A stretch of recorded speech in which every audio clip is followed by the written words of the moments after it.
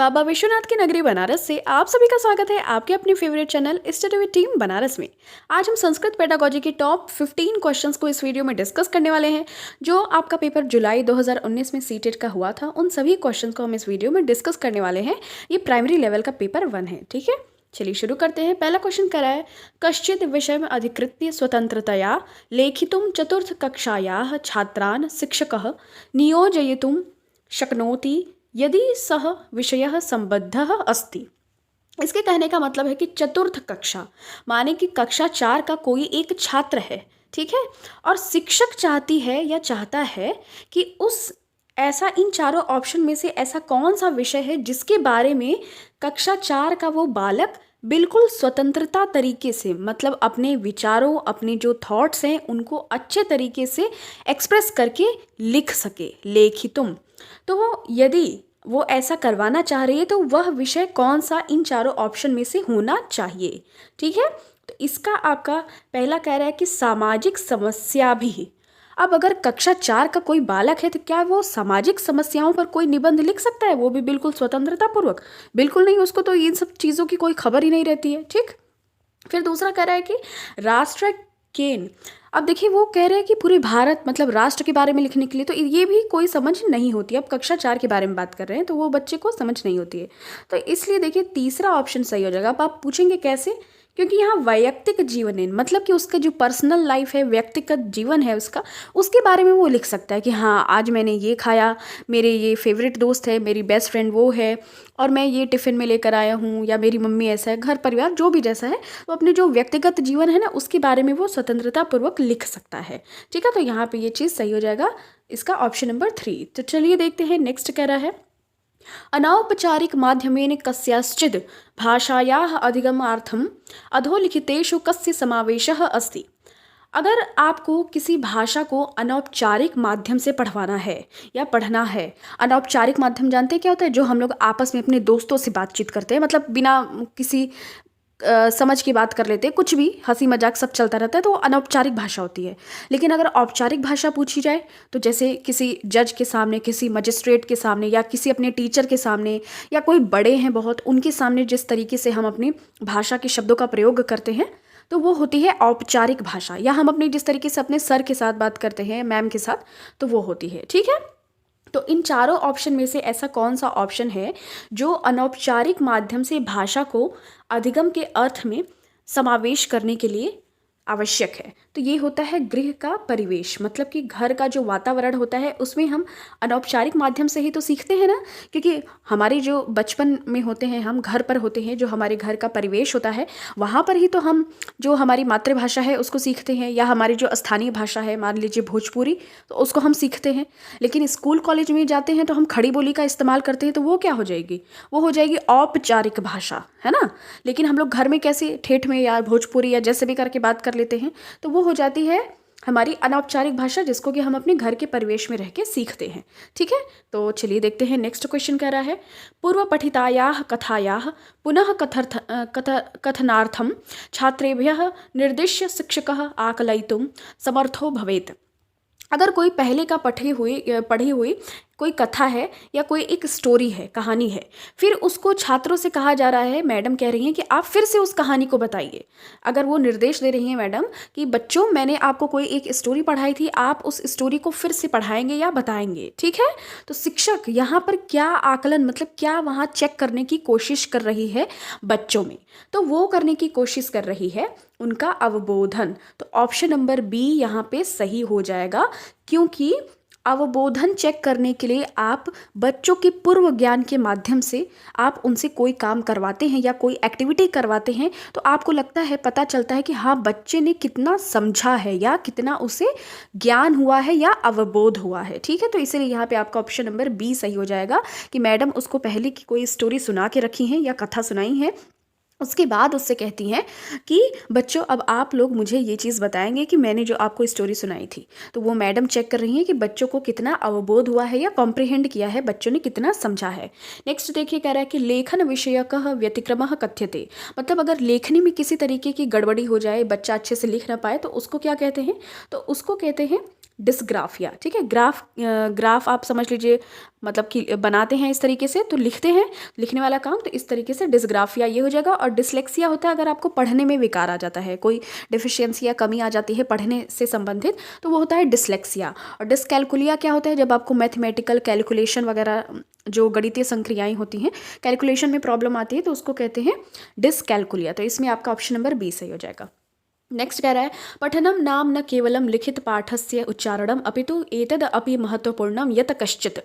इसका कहने का मतलब है कि पढ़ने का नाम केवल लिखना पढ़ना ही नहीं है या उच्चारण करना, बल्कि इन चारों ऑप्शन में से ऐसा कौन सा और ऑप्शन है जिसका महत्वपूर्ण उद्देश्य या एम होता है कि हाँ हम पढ़ाई कर रहे हैं या हमारा पठन कार्यक्रम हो रहा है। ठीक है, तो इसमें देखिए जो ये आपका ऑप्शन नंबर बी है ना, वो सही हो जाएगा कि पाठ का अर्थ हम अवबोध करना चाहिए। ठीक है, जो पाठ का जो अर्थ या सारांश निकल रहा है, पढ़ने का अर्थ यही नहीं होता है कि हम खाली उच्चारण करना सीख जाएं, लिखना सीख जाएं, पढ़ना सीख जाएं। इसका ये मतलब नहीं होता है। इसका ये मतलब होता है कि आपने अगर किसी पाठ को पढ़ा, किसी चैप्टर को फिनिश किया, तो उसके बाद आपने कितना कॉम्प्रिहेंड किया या कितना आपको अवबोध या ज्ञान हुआ, ये भी बहुत महत्वपूर्ण भूमिका निभाता है। तो इसलिए आपका ऑप्शन नंबर क्या हो जाएगा, बी सही हो जाएगा। चलिए देख लेते हैं नेक्स्ट क्वेश्चन कह रहा है प्राथमिक कक्षायाः छात्राणां कृते मातृभाषया एव पाठनम स्यात् इति संस्तुतम अस्ति तेन। अगर कोई प्राथमिक कक्षा में छात्रों के द्वारा, ठीक है, मातृभाषा में किसी पठन कार्य को किया जा रहा है, या फिर अगर कोई मैडम है प्राथमिक कक्षा में 1 से 5 तक की कक्षा में छात्रों के द्वारा उनकी जो मातृभाषा है उसमें ही पठन कार्यक्रम करवा रही हैं या करवाना चाहिए, तो ये किस चीज़ की संस्तुति प्रदान करता है, तो ये करता है नैसर्गिक वातावरण का। नैसर्गिक वातावरण से निर्माणम भवेत, मतलब नैसर्गिक का मतलब होता है प्राकृतिक, मतलब एक नेचुरल तरीके से बच्चे जब सीखते हैं, किसमें, अपनी मातृभाषा का जब वो प्रयोग करके सीखते हैं। अब आप उन पर जबरदस्ती आप उनकी मातृभाषा के अलावा और कोई भाषा का इस्तेमाल करके उनको सीखने के लिए फोर्स करेंगे ना, तो वो उनका एक नैसर्गिक वातावरण माने प्राकृतिक वातावरण का डेवलपमेंट या विकास नहीं हो पाएगा और वो बच्चे उस चीज़ को सीख भी नहीं पाएंगे। इसलिए गांधी जी ने भी जोर दिया है कि बुनियादी शिक्षा माने कि जो बेसिक एजुकेशन प्राइमरी लेवल की होती है वो मातृभाषा में होनी चाहिए। ठीक है, और जो एनसीएफ है वो भी इस पर जोर देता है। तो इसलिए आपका ऑप्शन नंबर बी सही हो जाएगा कि अगर मातृभाषा में प्राथमिक कक्षा में शिक्षा दी जाती है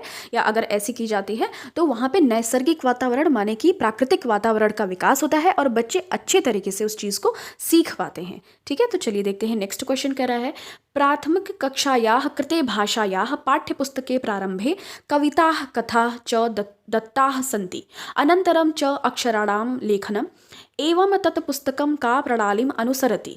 इसका मतलब कहने का है कि प्राथमिक कक्षा में आपने देखा होगा एकदम स्टार्टिंग के बच्चे जो केजी एलकेजी अ ब स में पढ़ते हैं उनमें आपने देखा होगा कि पहले क ख ग घ नहीं लिखाते, पहले उनमें ना छोटी छोटी पोयम या कविता टाइप दी रहती है, कोई कहानी दी रहती है ना। तो ऐसा करने का क्या उद्देश्य होता है, तो इसका देखिए आंसर सही हो जाएगा बॉटम अप अप्रोच। ठीक है, तो ये होता है ये बॉटम अप अप्रोच माने ऊर्ध्वगामी प्रणाली। इसका मतलब होता है सबसे पहले बच्चों को बिल्कुल बॉटम माने कि एकदम नीचे से ऊपर की तरफ, बॉटम अप, ये होता है बॉटम, ये होता है अप। ये प्रणाली होती है बच्चों को जो उनका बेसिक एजुकेशन प्राइमरी लेवल पे होता है इस तरीके से पढ़ाने की कि सबसे पहले उनको कविताएं पढ़ाएं, कथाएं पढ़ाएं, वो थोड़ा सा मतलब कि रट ले उसको, उस चीज़ को थोड़ा सा उनको समझने लगे, तब जाकर उनको जो अक्षर वगैरह है यहाँ पे लिखा है ना अक्षराणाम, तो फिर जाकर उनको अक्षर वगैरह क ख ग घ ABCD ये सब सारी चीज़ें सिखानी चाहिए। ठीक है, तो चलिए देखते हैं आगे। कह रहा है अधोलिखितेषु का उक्ति समीचीना, मतलब इन चारों उक्तियों में से ऐसी कौन सी जो ऑप्शन है वो बहुत सही है या उपयुक्त है। तो ये कौन सी उक्ति एकदम योग्य है, तो ये है ये। ठीक है, ऑप्शन नंबर 3 कह रहा है कि बाला यदा विद्यालयम आगच्छन्ति तदा ते रिक्त फलम ब्लैंक स्लेट इव भवन्ति। ये देखिए आपने सुना होगा जॉन लॉक की एक थ्योरी है, उन्होंने बालक को क्या कहा है, बच्चों को कहा है कि वो एक कोरी स्लेट होते हैं, ब्लैंक स्लेट होते हैं ना। तो यही कहा कि जब बच्चे विद्यालय आते हैं तो उसके आने से पहले वो उनका दिमाग क्या होता है, एक कोरी स्लेट होता है, मतलब आप उस स्लेट पे कुछ भी लिख दें तो वो बच्चों के दिमाग में एडजस्ट हो जाता है या बच्चे उस चीज़ को याद कर लेते हैं। ठीक है, तो ये जॉन लॉक की थ्योरी भी है और ये आपका ऑप्शन नंबर सी यहाँ पे इस तरीके से सही हो जाएगा। नेक्स्ट कह रहा है बालः स्वाभाविक तया तस्य प्रथमाम भाषाम, बालकों की स्वाभाविक रूप से क्या होती है, मतलब वो पहली जो प्रथम भाषा होती है या मातृभाषा होती है तो उसको वो स्वाभाविक रूप से क्या करते हैं, क्या वो याद करते हैं, क्या वो इमिटेट माने अनुकरण करते हैं? तो यही आपका बी ऑप्शन सही हो जाएगा। बालक जब छोटे बच्चे होते हैं तो अपनी मम्मी पापा दादी दादा आसपास के बीच में गृह परिवेश में रहते हैं, और जब वो अपने बड़ों का अनुकरण करते हैं माने इमिटेट करते हैं उनको, उन्हीं तरीके से वो सीख जाते हैं। ऐसा तो नहीं है कि उसको लर्न करते हैं, नहीं, क्योंकि वो बस देखते देखते कोई चीज़ सीख जाते हैं, तो इसी को कहते हैं अनुकरण करना। ठीक है, तो यहाँ पे आपका ऑप्शन नंबर बी सही हो जाएगा, इमिटेट करते हैं वो। ठीक है, प्रथम भाषा को। नेक्स्ट कह रहा है अधोलिखितेषु किम ग्रहणात्मक कौशलम अस्ति। देखिए ग्रहणात्मक कौशल कौन है? भाषा के 4 कौशल होते हैं। कौन? देखिए सुनना होता है ना, सुबोपली आपने सुना होगा, सुबोपली माने कि सु से सुनना, बो से बोलना, प से पढ़ना, ली से लिखना। ऐसे ही LSRW इंग्लिश में भी होता है। तो उसी तरीके से listening, speaking, reading and writing. तो अब यहाँ पे देखिए ग्रहणात्मक कौशल माने कि अगर इन चारों कौशल में से ऐसा कौन सा कौशल है जिसमें आप कोई चीज़ रिसीव करते हैं माने ग्रहण करते हैं। तो आप जब किसी की बात सुनते हैं तब रिसीव करते हैं माने सुनना, और कोई चीज़ पढ़ते हैं, कोई चीज़ आप पढ़ते हैं तब भी तो आप उसको रिसीव कर रहे हैं ना। तो ये होता है ग्रहणात्मक कौशल माने कि सुनना और पढ़ना, श्रवणम एवं पठनम च। तो ये हो जाएगा आपका ऑप्शन नंबर बी। ठीक है, चलिए देख लेते हैं नेक्स्ट। शिक्षिका विशेषण विषय व्याख्यानम करोति। शिक्षिका जो है वो विशेषण माने एडजेक्टिव क्लास में पढ़ा रही है। ठीक है, एडजेक्टिव क्या होता है? जब किसी भी संज्ञा या सर्वनाम की विशेषता बताता है। ठीक है, जैसे मेरा दोस्त बहुत सुंदर है ना, तो हम क्या बता रहे हैं? विशेषता बता रहे हैं ना, कि क्या बता रहे हैं? मेरा दोस्त बहुत सुंदर। सुंदर यहाँ क्या हो गया? विशेषण। तो ठीक उसी तरीके से शिक्षिका अपने क्लास में बता रही है। तो सा तदा सर्वान् छात्रान् प्रत्येकम न्यूनातिन्यूनम एकम स्वगुणम वर्णयितुम निर्देशयति। तो वो क्या करती है कि प्रत्येक छात्रों से कहती है कि कम से कम बच्चों आप लोग एक एक अपने स्वगुण माने कि अपने में जो क्वालिटी है, गुण है आपके में, उसका वर्णन करिए। ठीक है, अनंतरम च तस्य लक्षणम ददाति। उसके बाद जब बच्चे अपने में एक एक गुण बता देते हैं तो उसके लक्षण बताते कि देखो बच्चों यही होता है विशेषण, माने कि अपनी या किसी की विशेषता बताना, वो होता है विशेषण। तो ये विधि कौन सी विधि में आती है? मतलब मैडम कौन सी विधि सिखा रही हैं? तो ये सिखा रही हैं आगमन विधि से। आगमन विधि से मतलब होता है कि पहले मैडम क्या कर रही हैं? उदाहरण प्रस्तुत कर रही हैं। उदाहरण माने कि मैडम कह रही हैं कि अपने अपने बारे में एक एक गुण बताओ, स्वगुणम। उसके बाद जाती हैं नियम की तरफ। ठीक है, नियम माने कि उसके बाद वो लक्षण बता रही हैं। ठीक है, तो उसके बाद ये विधि क्या कहलाती है? आगमन विधि माने इंडक्टिव मेथड। और इसी का जस्ट उल्टा कहलाती है डिडक्टिव माने निगमन, माने कि जब नियम से उदाहरण जाए तब निगमन विधि, जब उदाहरण से नियम जाए तब आगमन विधि। ठीक है, चलिए नेक्स्ट देख लेते हैं। कह रहा है शिक्षकस्य सहाय्येन औपचारिकतया का भाषा अधिगम्यते। शिक्षक जब औपचारिक रूप से किसी भाषा को सिखाता है, माने कि जब शिक्षक हम लोगों को कोई भाषा सिखाते हैं तो वो कौन सी भाषा होती है? वो होती है द्वितीय भाषा। क्योंकि प्रथम भाषा तो हम लोग अनौपचारिक तरीके से घर में आम बातचीत की बोलचाल की भाषा में सीख जाते हैं, तो वो कोई औपचारिक भाषा नहीं होती है। लेकिन जो हम लोग द्वितीय भाषा सीखते हैं वो हम औपचारिक तरीके से सीखते हैं शिक्षक की सहायता से। माने वो संस्कृत हो गई या तो इंग्लिश हो गई, या हमको हिंदी के अलावा और जितनी भी भाषाएं हैं वो हमारे लिए क्या हो जाती हैं? द्वितीय भाषा या सेकंड लैंग्वेज या लक्ष्य लैंग्वेज। ठीक है, चलिए देख लेते हैं। कह रहा है कि बालान नवीन शब्दान पाठयितुम शिक्षिका प्राकृतिक वस्तुनाम उपयोगम करोति यतः। अगर बालकों को नए नए शब्दों को पढ़ाने के लिए शिक्षिका क्या करती है कि जो प्राकृतिक वस्तुएं होती हैं उनका उपयोग करती है। ठीक है, तो ऐसा वो करने की मतलब वो क्यों कर रही है? ऐसा बच्चों से क्या लाभ होगा उसको, और बच्चों को ऐसा क्या लाभ होगा? तो यहाँ पे ऑप्शन नंबर 3 सही हो जाएगा। ऐसा करने से मतलब जो प्राकृतिक जीवन है उसको, जो वस्तुएं हैं, जो प्राकृतिक वस्तुएं हैं उनके साथ अगर वो नवीन शब्दों को पढ़ा रही है, यहाँ नवीन शब्द लिखा है ना, उन नवीन शब्दों को पढ़ा रही है और उससे संबंध स्थापित करवा रही है, तो छात्रों को इससे रियल लाइफ ऑब्जेक्ट माने कि जो वास्तविक जीवन से संबंधित वस्तुएं हैं जिनको वो सामने प्रत्यक्ष रूप से देखकर पढ़ और सीख पाएंगे। तो यही छात्रों की सहायता होगी बहुत ही अच्छी। ठीक है, और उनका कंसेप्ट जो भी है, संकल्पना, वो भी बहुत अच्छे से क्लियर रहेगा। ठीक है, चलिए देखते हैं। नेक्स्ट कह रहा है भाषायाः पाठ्य चर्चायां साहित्यस्य समावेशः स्यात् यतः। अगर भाषा की पाठ्यचर्या माने कि सिलेबस में साहित्य का समावेश होता है तो यह क्या दर्शाता है? तो ये दर्शाता है ऑथेंटिक लैंग्वेज। ठीक है, इसका मतलब ऑप्शन नंबर ए सही हो जाएगा कि ये नैसर्गिक भाषा माने जो प्राकृतिक भाषा का पठन पाठन के माध्यम से ये बहुत अच्छा होता है कि आपके सिलेबस में साहित्य भी है। साहित्य से क्या होता है?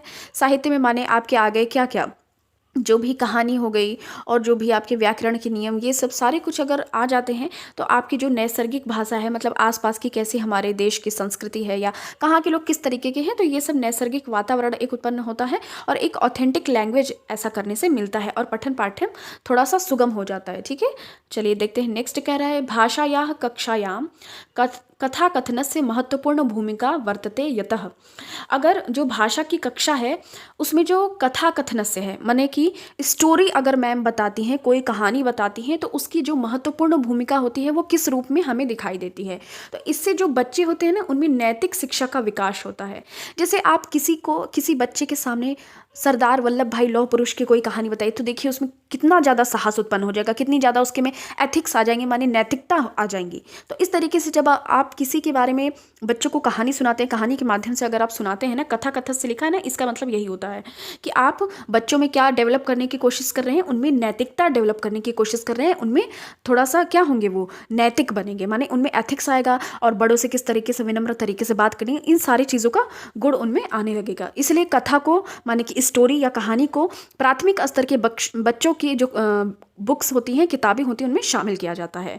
ठीक है, तो चलिए मिलते हैं अब आपसे नेक्स्ट वीडियो में। उम्मीद करती हूँ कि आपको ये जो एक्सप्लेनेशन होगी वो अच्छे से समझ में आ गई होगी। Thank you so much for watching this. मिलते हैं आपसे नेक्स्ट वीडियो में।